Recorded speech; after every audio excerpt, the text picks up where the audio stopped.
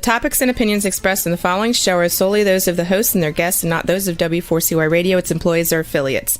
We make no recommendations or endorsements for radio show programs, services, or products mentioned on air or on our web. No liability, explicit or implied, shall be extended to W4CY Radio or its employees or affiliates. Any questions or comments should be directed to those show hosts. Thank you for choosing W4CY Radio.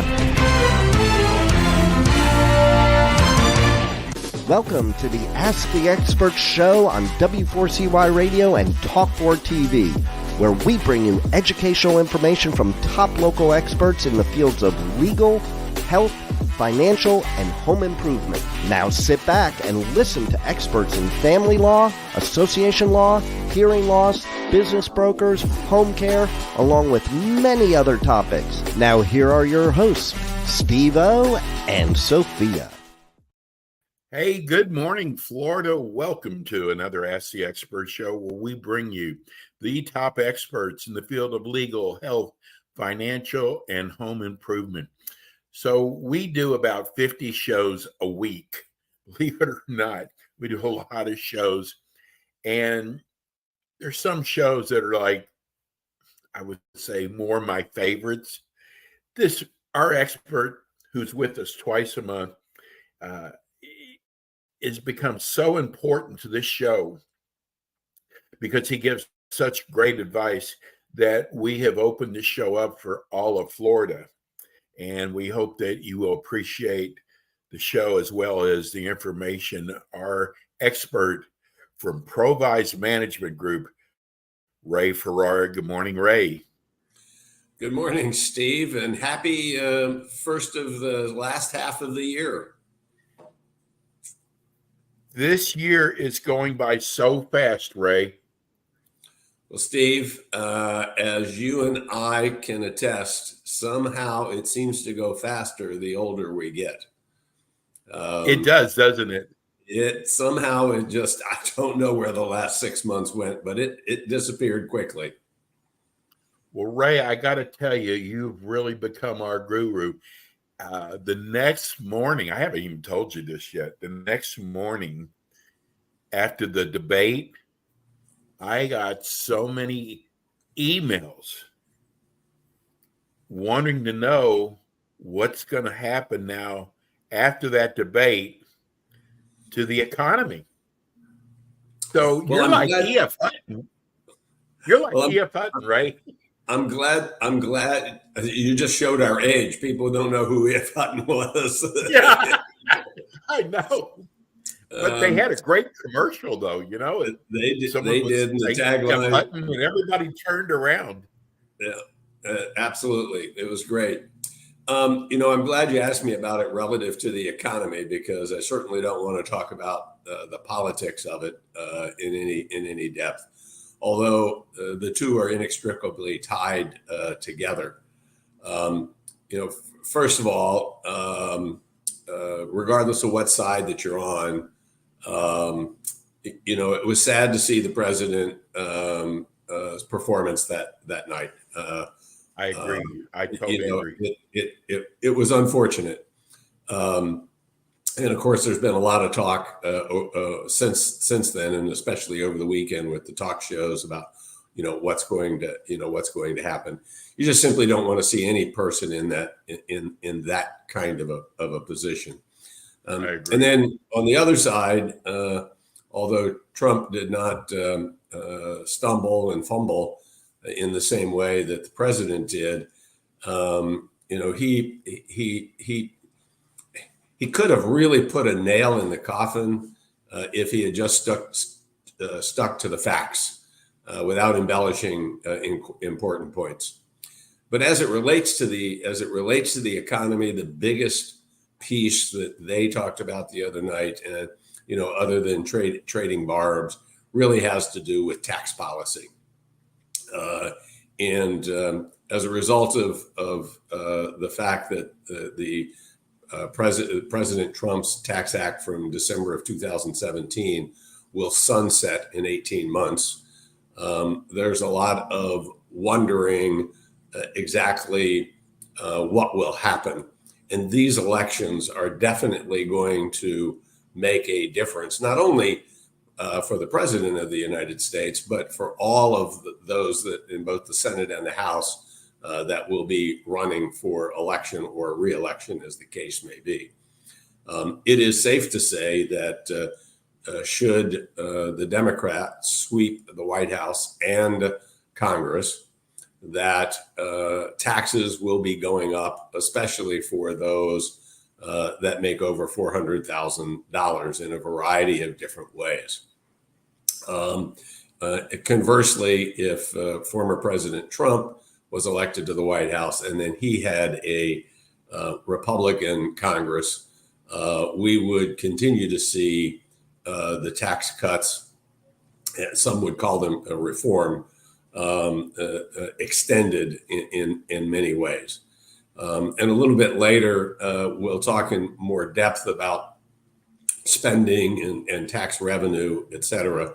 But simply said that generally, excuse me, higher taxes are a drag on the economy. Now, that doesn't mean it's going to drag the economy down. It just means it'll slow it down at a minimum.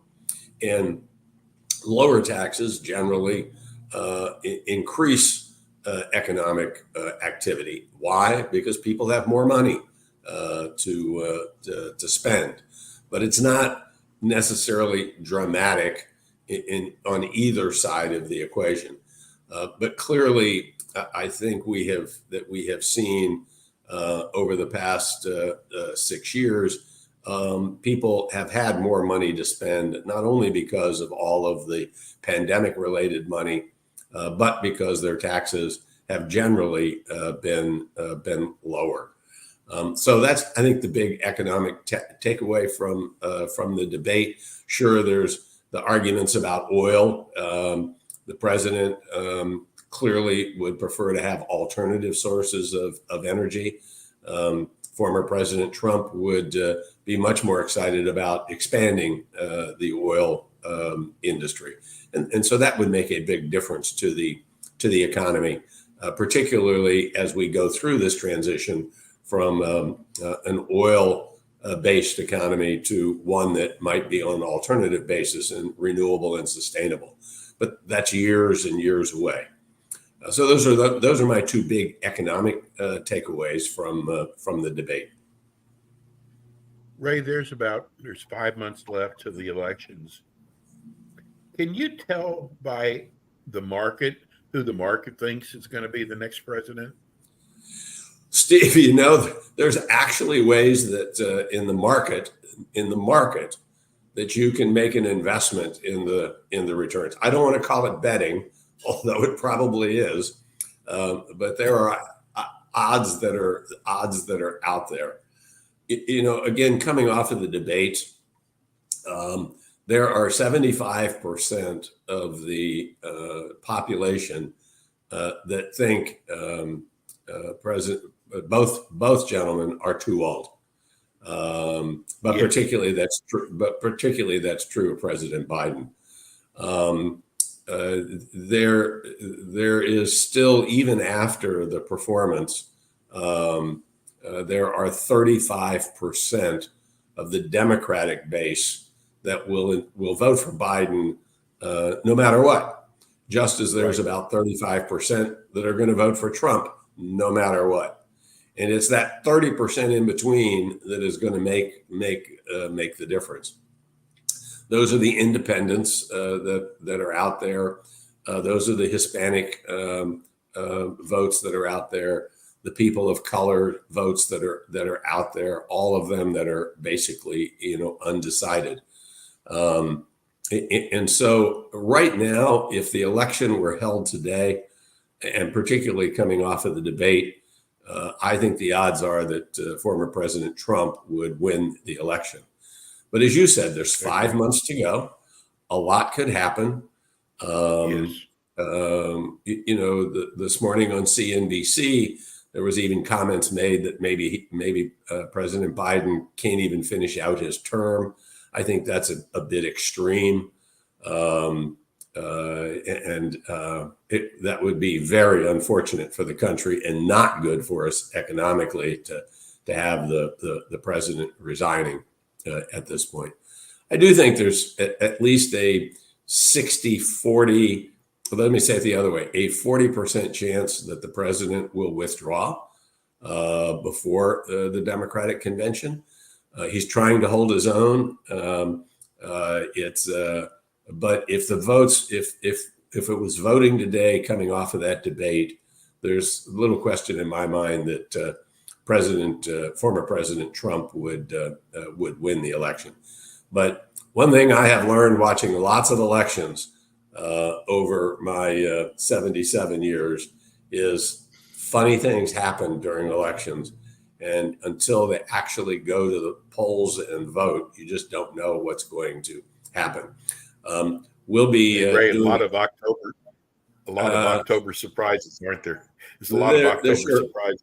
There sure are. But, from an economic standpoint, Steve, we've talked about this before. It doesn't, in the long run, it doesn't make any difference who's in the White House or in Congress. Our economy has grown under both Democratic rule, Republican rule, split rule.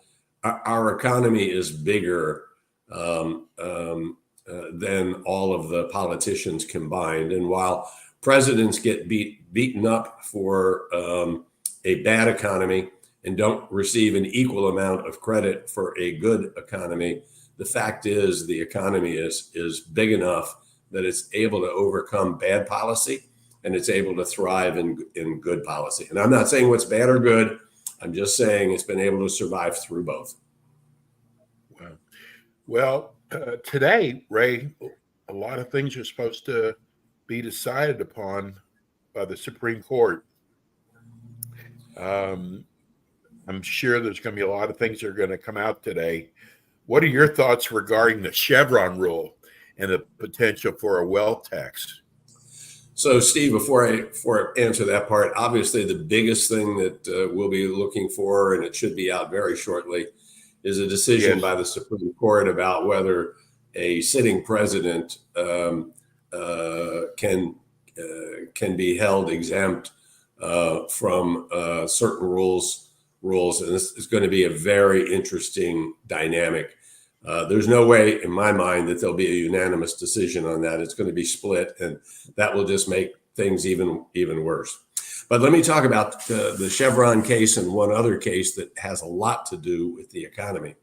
The Chevron rule, if you will, goes back to the mid 80s and has been used consistently by regulatory agencies to essentially fill in the blanks between legislation that was passed by Congress and the rules and regulations, the policy that came out of that. In other words, can the Food and Drug Administration make rules and regulations that go beyond the legislation? And essentially, the Chevron case said yes, they can. That rule, that situation was reversed by the Supreme Court last week when it responded to a lawsuit brought by a group of fishermen up in the Northeast who had sued because the government wanted to charge them to hire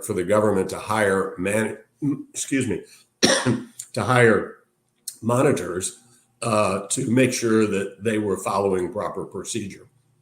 And essentially, the Supreme Court overruled the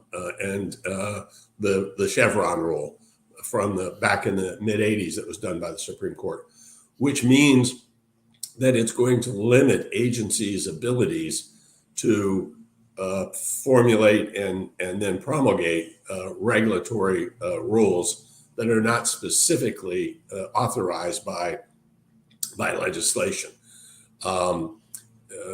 Those in industry are ecstatic about this reversal. It should lead to businesses having to spend less money for overburdensome rules and regulations. It will encourage businesses to sue the government more often when they do think that something is being done unfairly. And therefore, it's going to reduce the costs for businesses to operate. And that will should increase profits, which should increase stock prices as a result. Now, it's not going to be something that happens overnight. It's going to take time, but over time, it's going to have a dramatic impact on how companies are regulated by the government. The other ruling that the Supreme Court made that is very scary indeed is there was a husband and wife that made an investment in India in a company, and that company never paid them a dime.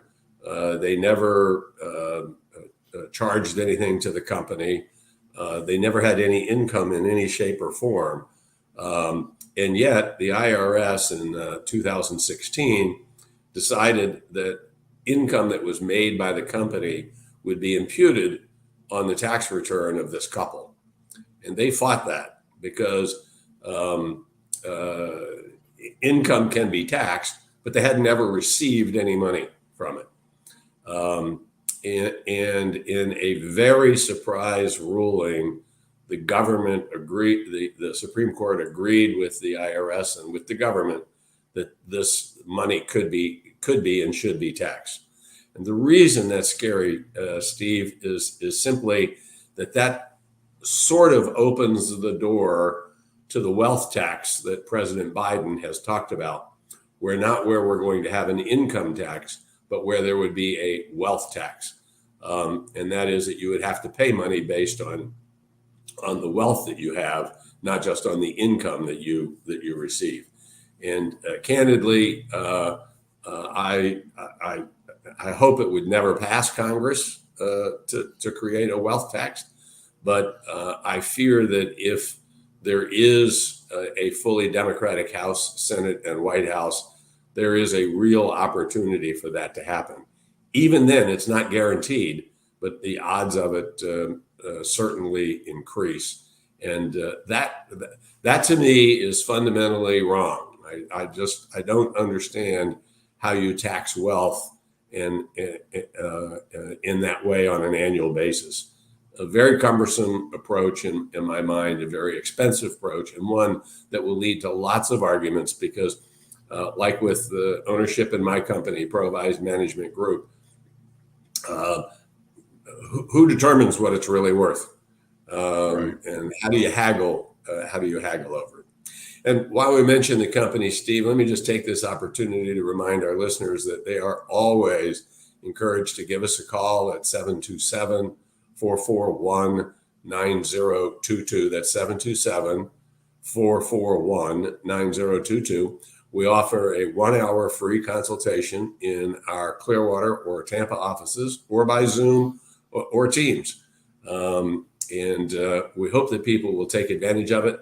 Let's get to know each other, ask us some of the questions that we get from some of our listeners specific to their situation. And if we can't help, maybe we can refer you to someone who can. So take advantage of that 1-hour complimentary consultation by simply calling our offices at 727-441-9022 or write me info at provise.com and learn more about us by going to our website, provise.com. Ray, we just got a text in. Oh, this is an interesting one. This is from Harvey in Tampa. What a great show. I just found your show in iHeart's library, which is wonderful. People don't realize that all your past shows are all in iHeart's library under Ask the Experts, wealth management and money management. He wants to know, President Trump said that he was going to not tax waiters and waitresses on their tips. Can he really do that? And if so, how does he do that? So can he do it? The answer is no. Can he go to Congress and ask Congress to pass a law that said waiters and waitresses tips would not count as income. But I would be shocked to see that kind of legislation come out of Congress today, as divided as it is, Right. regardless of who's in control. And frankly, it would be extremely unfair, in my mind, to not tax that income, where others who are perhaps working on minimum wage, maybe not a whole lot more than somebody would make in a restaurant as a waiter or a waitress, yet they would have to pay taxes. So I think it would, even if it passed, I think that it would get challenged. I would certainly not endorse it from an economic standpoint. I think whenever you start to set out exceptions or a certain class of people, and where you make the playing field unlevel, it causes all kinds of economic issues. And I like things on a level playing field where I can see things and I know for the most part, know how to anticipate and to deal with the plays that need to be made. But when you favor one group of people over another, unfortunately, that leads to that unlevel playing field. Yeah, we saw what it did with forgiving these school loans, how it really divided people up who had already paid off their loans. Well, not only those that paid off their loans and did the honorable thing, but some of those that got their loans paid off got 100% done. Others only got a part of it done. And then some of them haven't qualified at all. And, what's the fairness? What's the fairness in all of that? And don't get me started. I think when you borrow money, you have a responsibility to pay it back. And if you can't pay it back, then that's what we have a bankruptcy court for, not the government, forgiving debt and adding to our national debt as a result of it. It means all of us are paying off that loan. Ray, we got a couple minutes left. Tell people why they should retain your company. Well, Steve, at the risk of pounding my chest, which I guess I'm going That's to. That's okay. You can do that. There's a couple of different reasons. The first reason is virtually all of our advisors are certified financial planners. That means that they subscribe to a code of ethics. That means we must work at a fiduciary standard of care when providing financial advice. That means as fiduciaries, we have to put every client's and prospective client's interests ahead of our own. And that's a huge difference. On top of that, we've all passed a rigorous exam to receive the CFP designation, and we're required to do 30 hours of continuing education every 2 years to stay proficient. So that's a great start. Number two, since we are certified financial planners, it makes sense to do financial planning. And we do planning. Many people are just out there trying to gather assets, to manage the assets. But unless you understand everything about a client, the holistic nature of what they're trying to do or not do, you can't invest the money as intelligently as you can when you understand the goals, the dreams, the aspirations of your client. And that starts with a written financial plan. And sometimes it's a one-pager with bullet points on it. Other times it can be a very thick document. And we, nothing at Provise is a cookie cutter. Everything is done on an individual basis, including the investment side. Are there similarities amongst all of the folks? The answer is yes. So I'll give those two, and let me give a third one. And the third one is that historically we retain 97% of our clients year in and year out, including those that pass away or move away. In comparison to the rest of the industry, that is extremely high. And if we weren't doing a good job for our 1,200 families and clients that are out there, we'd have a much lower retention level than we do. So CFP designation, financial planning, and apparently our clients are happy with the results we're providing for them.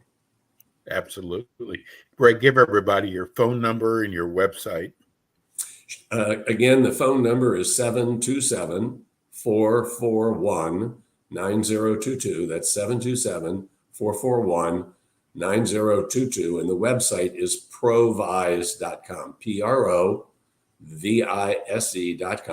Go to the website, take a look at us, see what you like. And if you like it, don't forget to take advantage of our 1-hour complimentary consultation. And Ray will be back with us 2 weeks from today at 9 a.m. Eastern Time with more Ask the Experts. Ray, enjoy your 4th of July week, and we'll see you in a couple weeks. And let's celebrate the 4th of July, the great freedoms that we have from our founding fathers beginning. It is something to celebrate. We love you, Ray. Thank you so much. Have a great day and wonderful week. That's Ray Ferrara, Provise Money Management. Hey, that's it for us today. We have another show coming up right after this. And thanks for tuning in. Stay tuned for our next show, our next expert. Everybody have a wonderful 4th of July weekend. Take care. God bless. Thanks for tuning in today to the Ask the Expert show on W4CY Radio and Talk4 TV. Tune in next week and every week to hear more from our experts on personal injury, insurance, air condition repairs, estate planning, Medicare, and many other topics in the areas of legal, health, financial, and home improvement. See you next week.